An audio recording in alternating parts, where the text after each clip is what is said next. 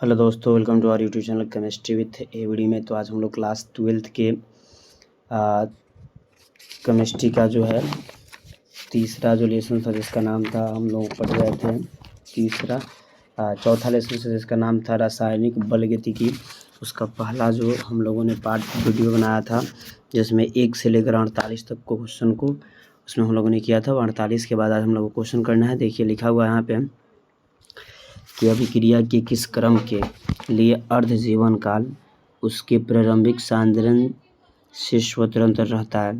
तो इसका सही आंसर हो जाएगा ऑप्शन नंबर यानी प्रथम के लिए। लिखा है शून्य कोटि की प्रक्रिया के लिए ना गति स्थिरांक का इकाई क्या होता है। तो शून्य कोटि की जो प्रक्रिया होती है उसका गति स्थिरांक इकाई जो होता है मोल, लीटर इनवर्स और सेकेंड इनवर्स होता है। ठीक है, अगला लिखा है 50 नंबर क्वेश्चन कि अभिक्रिया की कोटि के लिए कौन सा कथन जो है असत्य है। यहाँ असत्य कथन को बताना है। ठीक है, लिखा है अभिक्रिया की कोटि सिर्फ प्रयोगों से ज्ञात की जा सकती है। अभिक्रिया की कोटि मोलों की संख्या से प्रभावित नहीं होता है। अभिक्रिया हमेशा पूर्ण संख्या होती है।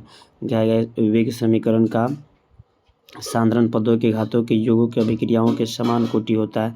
यानी इसका ऑप्शन नंबर जो है सी हो जाएगा क्योंकि हमेशा पूर्ण संख्या नहीं होती है।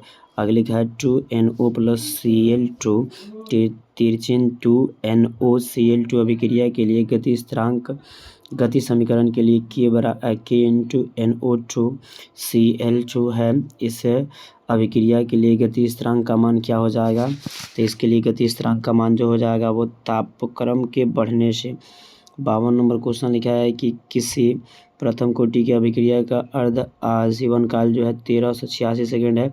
इसका विशिष्ट गति स्थिरांक का मान क्या हो जाएगा। तो 52 नंबर क्वेश्चन का ऑप्शन नंबर बी हो जाएगा 0.5 × 10⁻³ सेकेंड इनवर्स। ठीक है, आगे लिखा गया है कि यदि किसी प्रथम कोटि की अभिक्रिया के 60% पूरा होने पर 60 मिनट लगता है तो उसके 50% पूरा होने पर कितना समय लगेगा। तो 50% पूरा होने पर 60 मिनट ही लगेंगे। ठीक है, यानी 53 नंबर क्वेश्चन का इसका ऑप्शन जो है वो हो जाएगा ए नंबर 45 लगेगा। ठीक है, ये जो था ये गलत था आंसर, यहाँ इसका आंसर हो जाएगा ए नंबर। ठीक है, आगे लिखा गया है कि अभिक्रिया 2A + B तिरचिन 3C + D के लिए निम्न में से कौन सी अभिक्रिया का वेग को व्यक्त नहीं करता है। तो उसका सही आंसर हो जाएगा ए नंबर 54 का। ठीक है, 55 नंबर क्वेश्चन में क्या है कि अभिकारक A तथा B के लिए अभिक्रिया का वेग 4 गुना घट जाता है। यदि B की सांद्रता 2 गुनी कर दिया तो B के सापेक्ष में अभिक्रिया का क्रम क्या होगा। तो B के सापेक्ष में अभिक्रिया का क्रम हो जाएगा -2। अभिक्रिया की लिखा है किसी प्रथम कोटि की अभिक्रिया A से B के लिए 0.0 m सांद्रण रहने पर अभिक्रिया की गति 2.0 × 10⁻⁵ मोल इनवर्स सेकेंड इनवर्स है। तो इस अभिक्रिया का अर्ध आयु का मान कितना होगा। तो इस अभिक्रिया का जो अर्ध आयु का जो मान है वो आपका हो जाएगा 56 नंबर क्वेश्चन का ऑप्शन नंबर डी यानी कि 347 सेकेंड। लिखा है अभिक्रिया A B प्रथम कोटि की अभिक्रिया है 0.8 मोल से 0.6 मोल B बनाने में 1 घंटा समय लगता है। तो 0.9 मोल A से 0.675 मोल B बनाने में कितना समय लगेगा। तो 57 नंबर क्वेश्चन का ऑप्शन नंबर ए हो जाएगा यानी 1 घंटा। आगे बताया गया है कि किसी सामान्य अभिक्रिया A उत्क्रमणीयता B कि अग्रगामी अभिक्रियाओं के लिए सक्रियण ऊर्जा मान ये है। अधोगामी अभिक्रिया के लिए सक्रियण ऊर्जा का मान क्या होगा। तो 58 नंबर ऑप्शन का हो जाएगा सी, ये से कम तथा अधिक दोनों हो सकता है।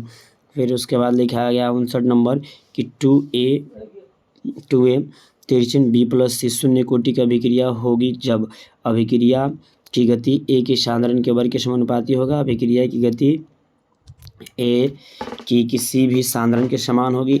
B तथा C के सभी सांद्रणों पर प्रतिक्रियाओं का वेग समान होगा।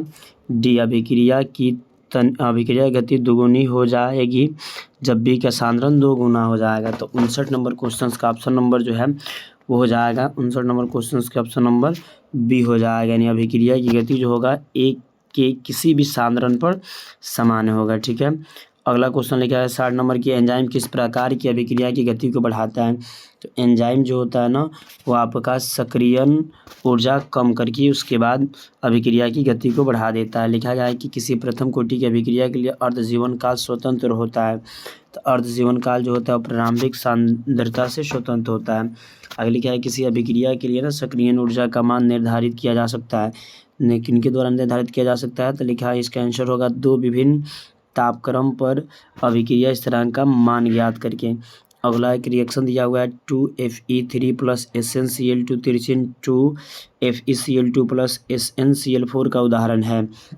63 नंबर क्वेश्चन का ऑप्शन नंबर जो है वो ए हो जाएगा, तृतीय कोटि की अभिक्रिया। अगला लिखा गया है किसी गैसीय अभिक्रिया 2A + B तिरछिन C + D के लिए अभिक्रिया का दर Ka/B यदि बर्तनों का आयतन घटाकर प्रारंभिक आयतन 1/4 कर दिया जाता है तो अभिक्रिया की दर प्रारंभिक अभिक्रिया की दर से कितना गुना हो जाएगा। ठीक है, 64 नंबर क्वेश्चन का ऑप्शन नंबर ए हो जाएगा 16 गुना। ठीक, अगला क्वेश्चन लिखा हुआ है कि अभिक्रिया 2NOG जो गैस रूप में है और ऑक्सीजन O2 यानी अभिक्रिया करके 2NO2 का प्रथम कोटि की अभिक्रिया है। यदि अभिक्रिया के पात्र का आयतन घटाकर प्रारंभिक आयतन यानी 1/3 कर दिया जाए तो अभिक्रिया का दर क्या हो जाएगा।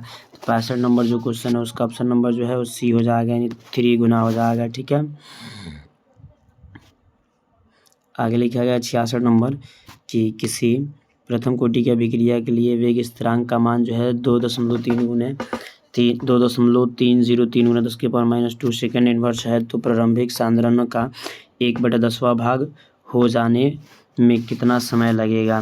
तो 67 नंबर क्वेश्चन जो है उसका ऑप्शन नंबर जो होगा वो डी हो जाएगा 60 मिनट। ठीक है, अगला क्वेश्चन लिखा है किसी अभिक्रिया के लिए T½ यानी कि अर्धायु जो है 1/k है तो अभिक्रिया की कोटि क्या होगी। तो 68 नंबर ऑप्शन 68 नंबर का डी नंबर ऑप्शन सही हो जाएगा। 69 लिखा हुआ किसी अभिक्रिया